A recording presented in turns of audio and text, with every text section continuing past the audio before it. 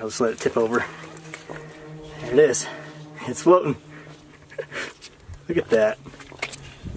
The iron anvil floats because mercury has a density nearly twice that of iron.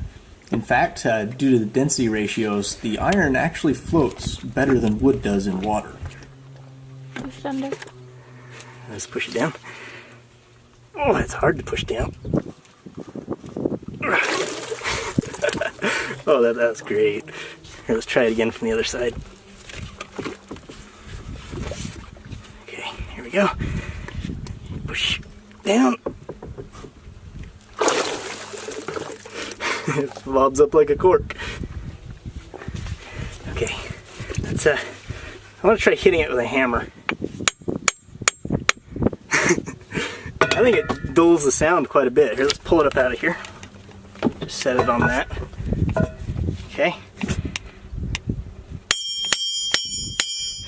Yeah, it definitely sounds a lot different.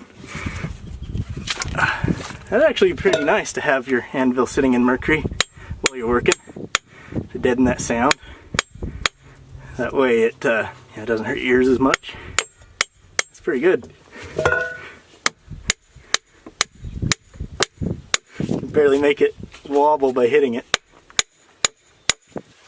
Let's just set that there. Put my hammer in. Hammer floats too. That's pretty great. Hope you enjoyed. I'll see you next time. Apparently I got mercury in my glove. What a good that did.